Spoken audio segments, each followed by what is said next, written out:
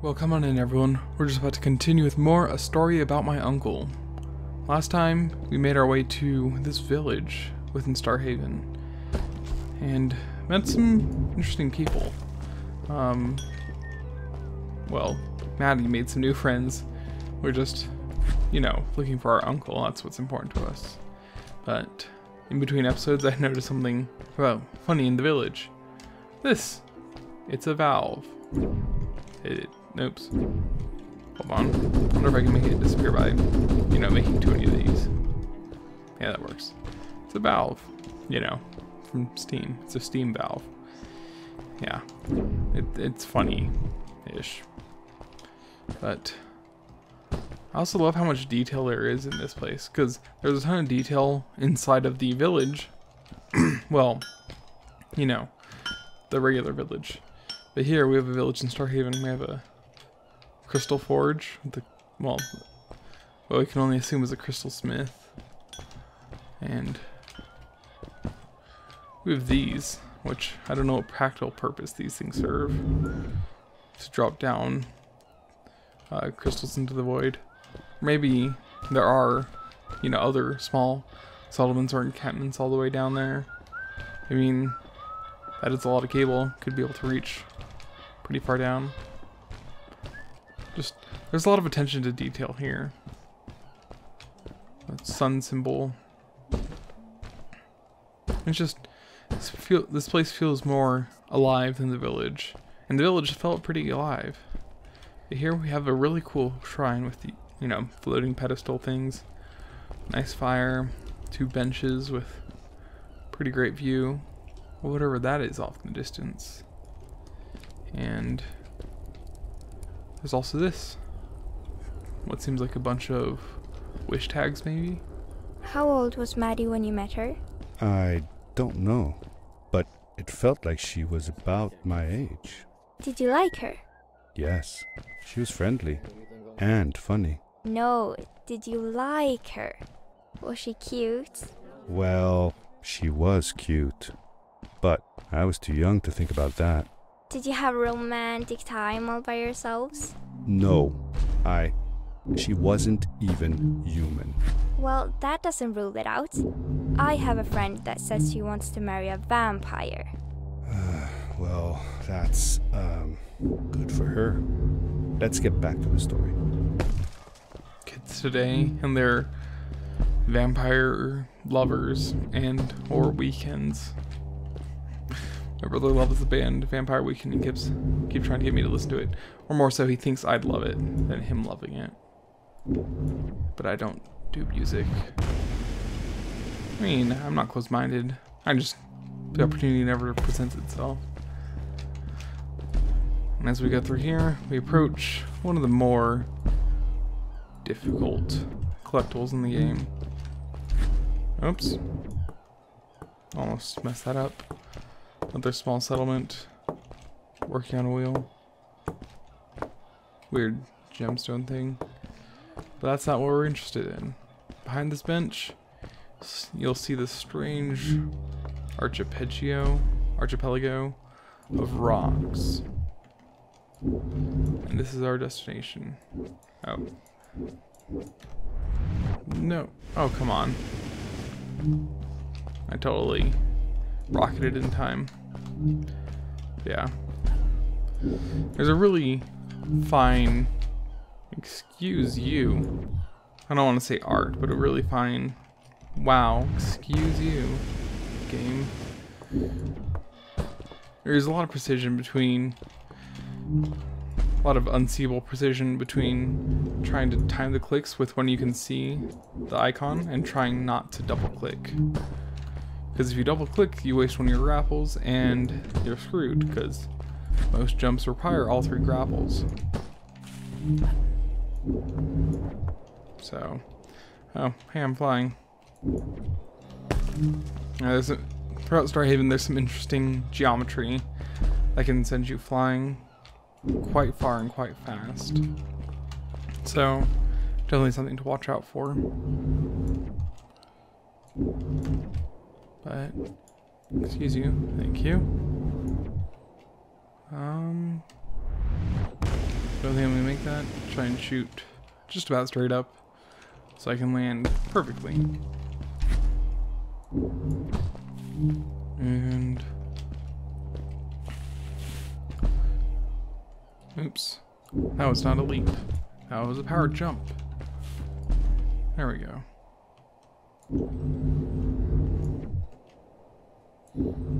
And almost got it. I'll go mostly forward on this rocket. And once we get to this spot, we're pretty much good. Just want to make it up this rock.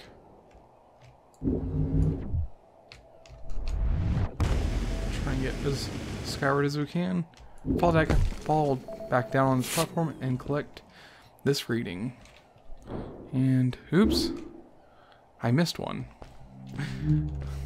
I just remembered. But it's okay, I think we should be able to go back and get it. But I mean, backtracking generally isn't too difficult in this game. But it can be, you know, at certain points it can be just straight up impossible. Or just try and get back to the village. So that's my bad. That's on me for forgetting. You can probably see it from here. Yeah, that just goes to show how much distance you can travel when you're being as efficient as possible. And with that, actually, returning to the village might be a boon rather than a curse with finding that collectible, because that's a pretty fun one. We go, or unlockable. If we go into the unlockables, we can get Midas mode. Everything you grapple turns into gold. Literally, the textures change. Your glove becomes golden, and everything you grapple turns to gold. Every solitary item in the game that you can grapple onto has its texture replaced with gold. That's an interesting one. Just launching. Excuse you, you're not gold. Okay. I know these turn gold, and it's pretty funny. Oops. Sorry. Kind of caught me off guard. Sir?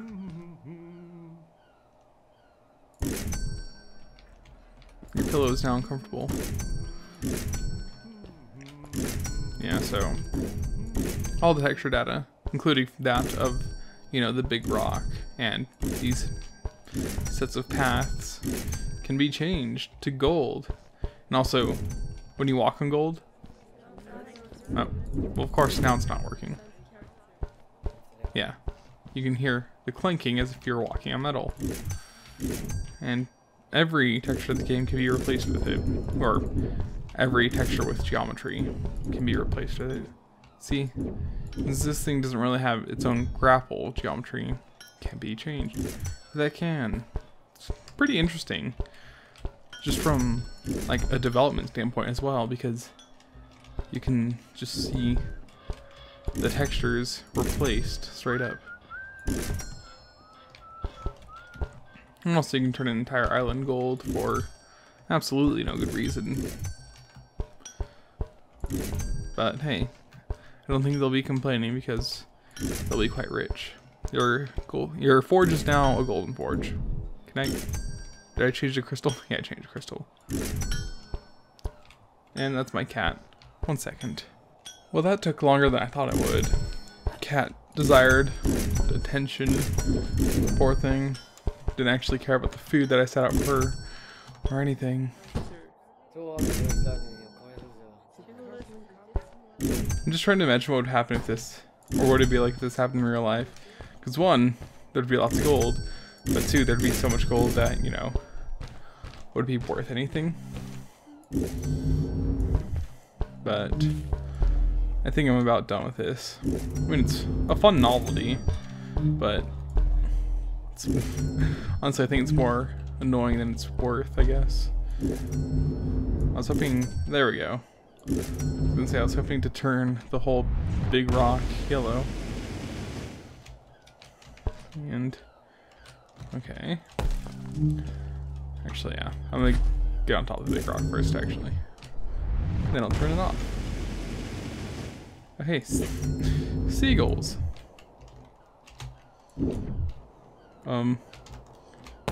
There we go. Let's turn that off. Lockables, Midas mode off. And there's actually a glitch that happens sometimes when you activate and deactivate Midas mode where a debug shows up right there. So I'm gonna save and quit really quick and be right back. Yeah, so that can happen.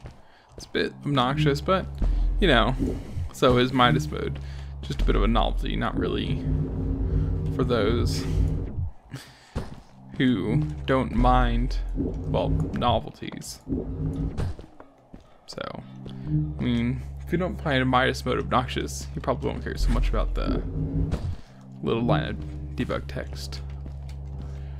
But we just are more concerned about getting to the next island than anything. And Maddie was silent for a while. It seemed like she was thinking hard on something. it's really cool because these village islands are just little stop points for us. But you know, for them, it's places where they live, so there's a good bit of life on each of them. Sorry, didn't mean to ruin your nice time or anything. Just interested. Repairs going on the airship. The people just living. It's all very cool as well as organic. Am I supposed to use my rocket boots? I'm assuming I'm supposed to use my rocket boots. I hope I'm supposed to use my rocket boots. I honestly really hate the windmills just because of how much they skew your sense of scale. That's a close one. Quickly, grab a hold of that crate. I mean, I could, or I could just grab on the boat itself. Although I don't think anything activates until you grab the crate, which is kind of lame. So.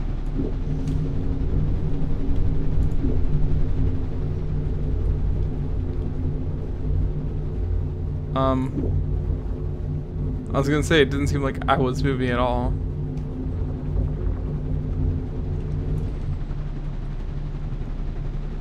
And we made it. So here we find what seems like just a little port, which is pretty cool. I thought that was a couch, but no, it's just a bench tipped over. Apples, fish, crystals, vegetables. I don't know, I just appreciate the detail put into this place. And also, all the signs of life. Just how lively this place is, because I should probably appreciate it now before, you know, we're stuck without it.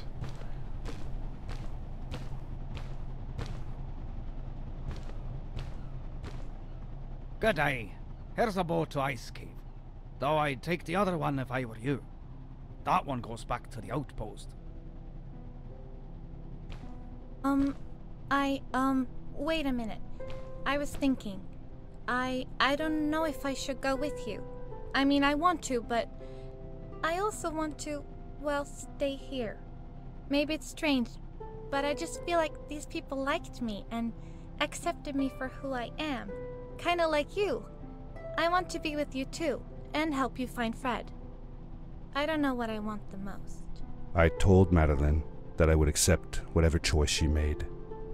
I just never thought about it until now that maybe it wasn't Fred I was looking for when I came with you. Maybe I was just looking for a way out. Somewhere to be free. And I know that if anyone can find Fred, it's you.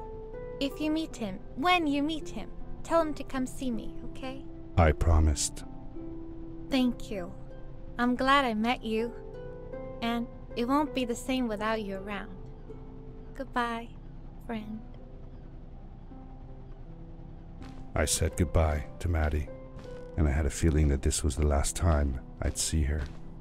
But even in this sad moment, I was happy for her. She had found a place where she belonged.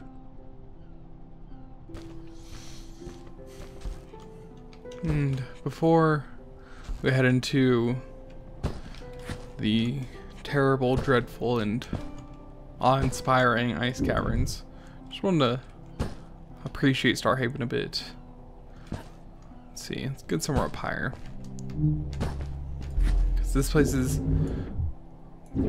honestly one of the prettiest places I've seen in quite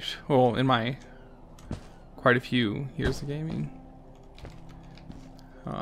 Just, I don't know, combination of the story and the art direction and how this is just an alternate dimension from Earth that we simply discovered because Fredo's trying to throw away some garbage. So, and you look along the horizon, you don't see the sun, but you can look below and the skies are lit up and everything is bright.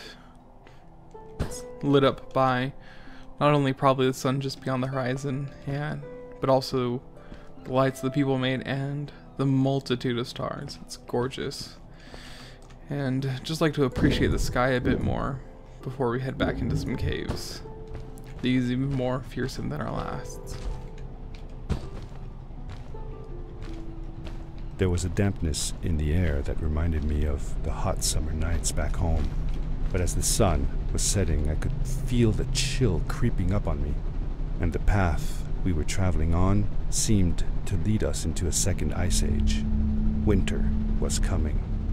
But I guess that's going to be it for this episode of A Story About My Uncle. I know it's a bit of a short one, and for that I apologize, but in the next one, or in the next two, we'll be finishing off the game with an amazing area, so you have that to look forward to. But until then, keep on keeping on.